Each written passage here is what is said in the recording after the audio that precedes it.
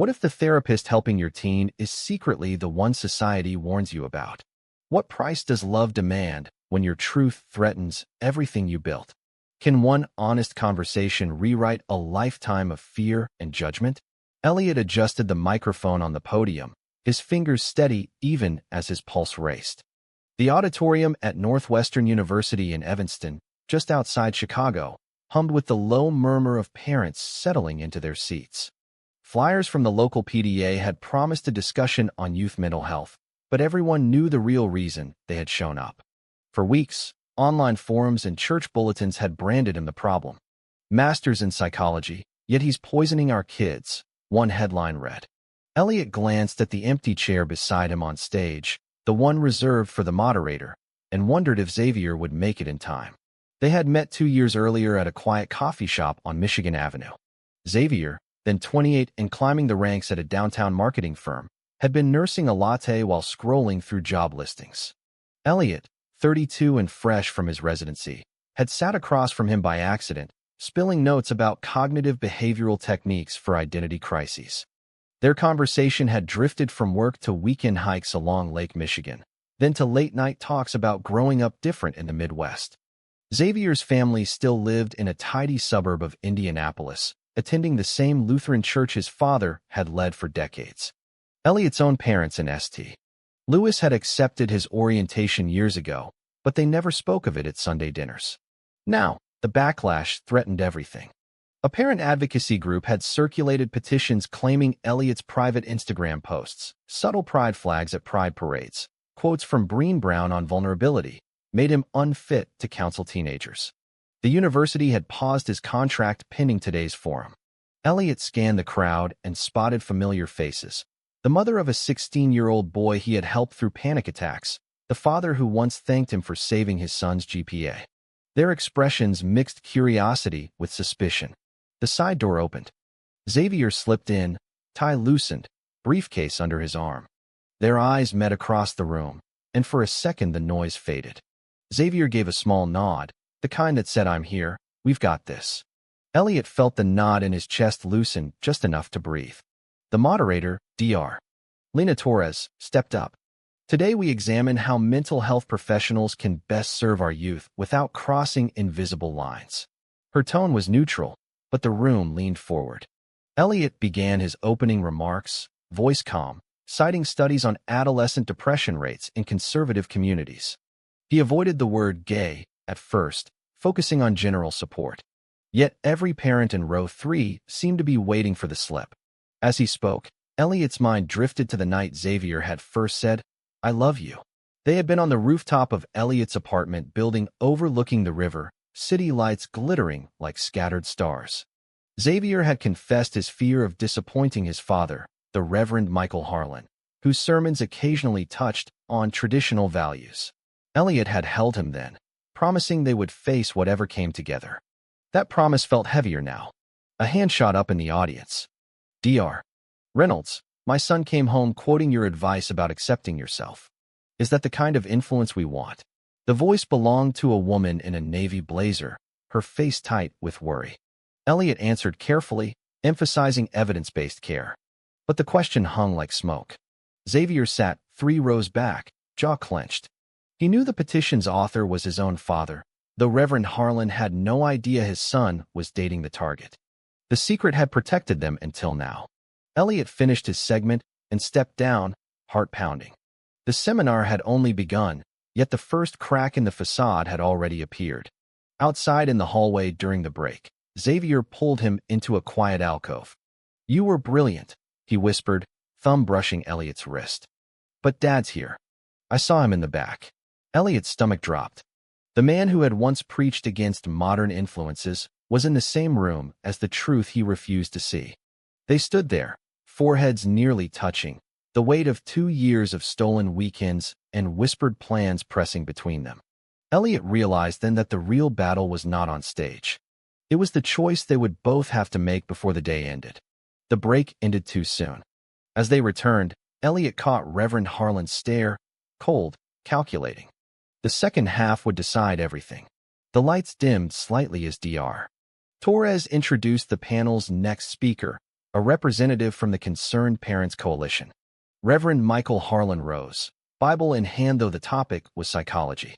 His voice carried the practiced cadence of Sunday sermons. "We're not here to attack anyone's credentials," he began, "but to protect our children from agendas that confuse rather than clarify." Polite applause rippled through half the room. Elliot kept his expression neutral, though his mind raced. Xavier sat frozen. His father had no clue the agenda included his own son. Last Christmas in Indianapolis, Xavier had dodged questions about dating, claiming work kept him too busy. Now the lie sat 3 rows away, about to unravel. Elliot glanced at him, offering the smallest smile of solidarity. Harlan continued, citing anonymous testimonials, teens who supposedly felt pressured to question their identities after sessions with professionals like Elliot. The accusations were vague yet pointed. Elliot waited his turn, notes steady in his lap. When Torres called on him, he spoke of data. Suicide attempt rates among LGBTQ+ youth dropped 30% with affirming support. He shared anonymized stories of clients who had found peace after years of hiding. The room shifted. Some parents nodded, others crossed their arms. During the open Q&A, a father stood. "My boy started seeing you last fall. He's happier, sure, but now he talks about pride flags and marches. Is that therapy or recruitment?" Elliot answered with facts, then added softly, "Happiness is the goal, sir. Not conversion." The man sat, unsettled. Xavier's phone buzzed in his pocket. His sister texting from Indianapolis. Dad's live-streaming the seminar. Everyone's watching. The secret was fracturing in real time. After the session, Elliot found Xavier in the restroom, splashing water on his face. "I can't keep lying," Xavier said, voice cracking. "He's out there defending values that erase us." Elliot pulled him into a hug, the kind that hid nothing from the world if anyone walked in. "We'll tell him together," he promised, though fear coiled in his gut. That evening they drove back to Elliot's apartment in silence. Chicago's skyline blurred past the windows. Inside, Xavier finally spoke.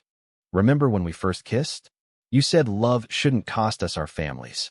Elliot nodded, recalling the rainy night in Lincoln Park. Now the cost felt immediate. They cooked pasta together, shoulders brushing, small rituals that had once felt safe. Tonight, each touch carried urgency. The next morning brought the first consequence. Elliot's university email announced an internal review.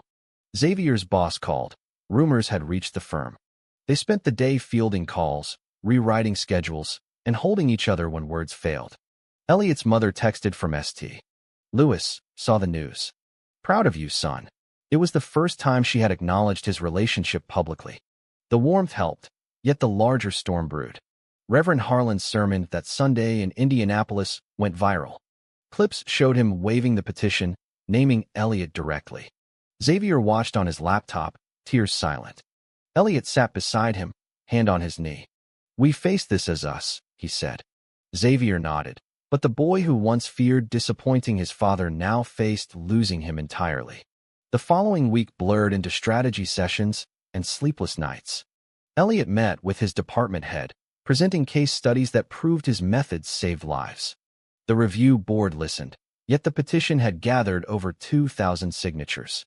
Xavier, meanwhile, flew to Indianapolis for a family dinner that felt like a minefield.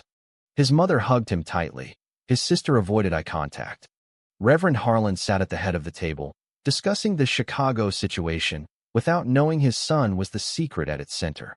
Xavier returned to Chicago exhausted, carrying a Bible his father had pressed into his hands with the inscription, "Stand Firm."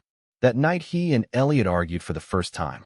"I can't watch him preach against us," Xavier said, pacing the living room. Elliot countered, "Walking away from your family won't fix anything." The word stung because both knew the truth. Xavier was choosing love over blood, and Elliot carried guilt for making him choose.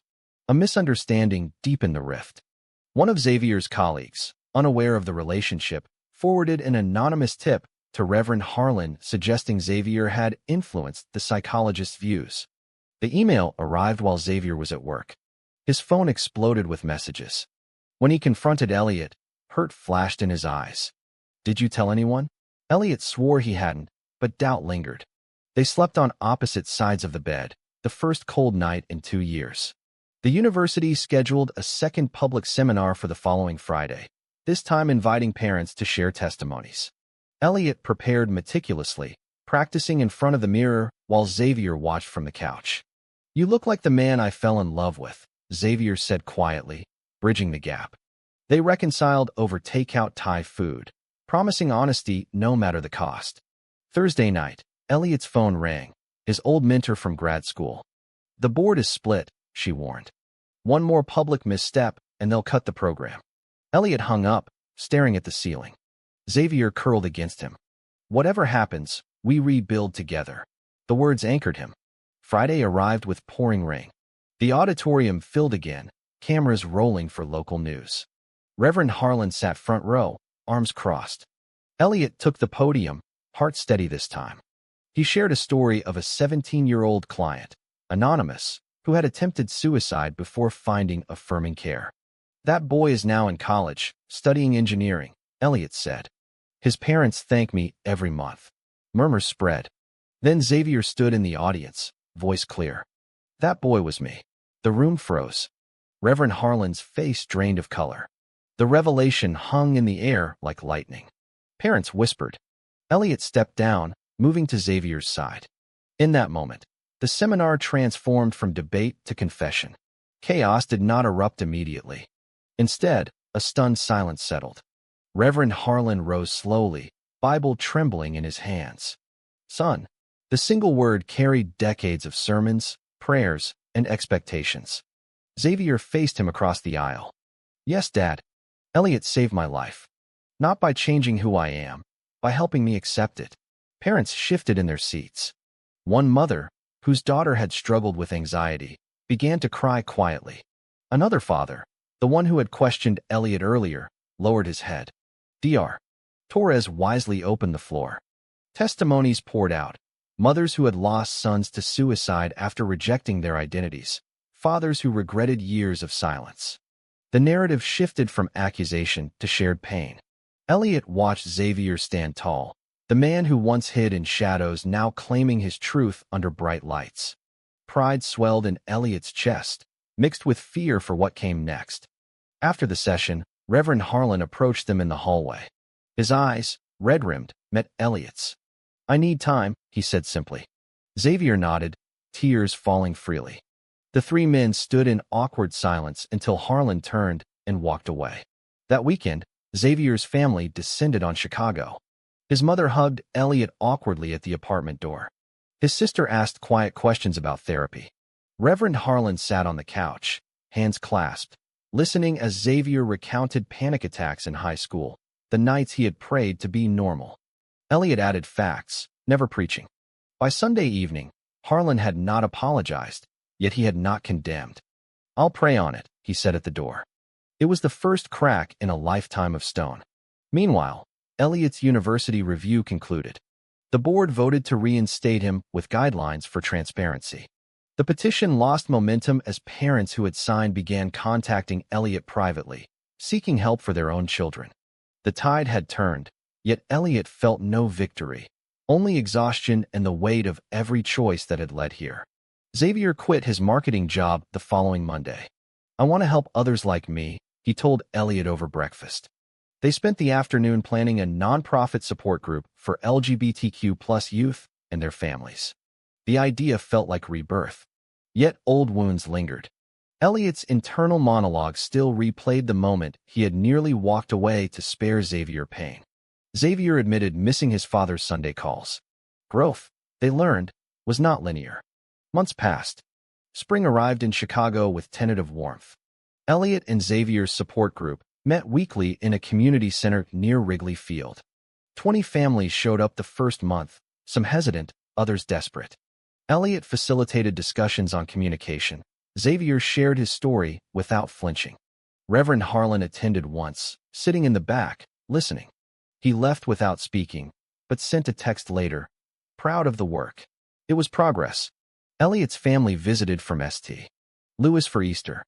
His mother baked pies and asked Xavier about marketing ideas for the group.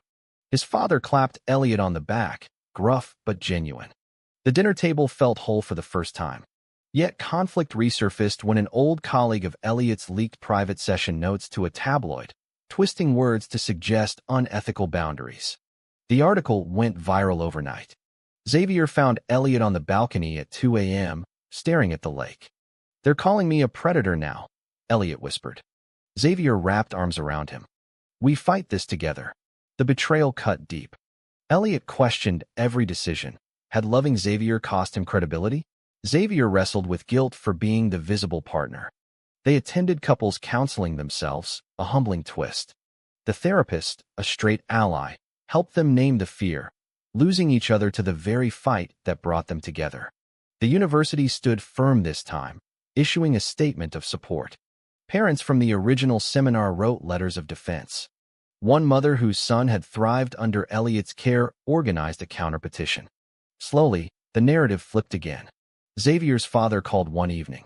"I was wrong to label without listening," he admitted. The conversation lasted an hour.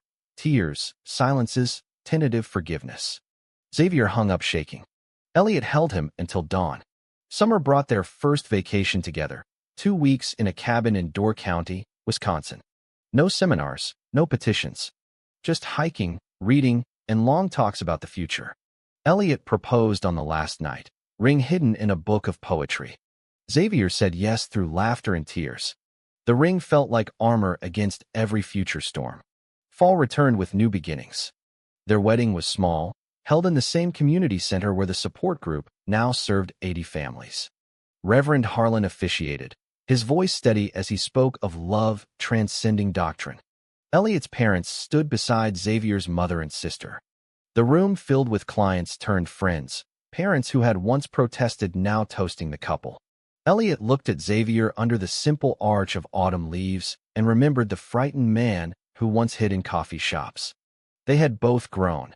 Elliot learning that advocacy required vulnerability, Xavier discovering that truth could heal more than secrecy ever could. The reception spilled into the street with music and stories. A father approached Elliot, the same man from the first seminar. "My son came out last month. He asked me to thank you." Elliot shook his hand, throat tight. Xavier joined them, arm around Elliot's waist. In that circle, years of conflict dissolved into quiet understanding. Later that night, back in their apartment, Elliot and Xavier stood on the balcony watching city lights. "We almost lost everything," Xavier said. Elliot smiled. "We found more."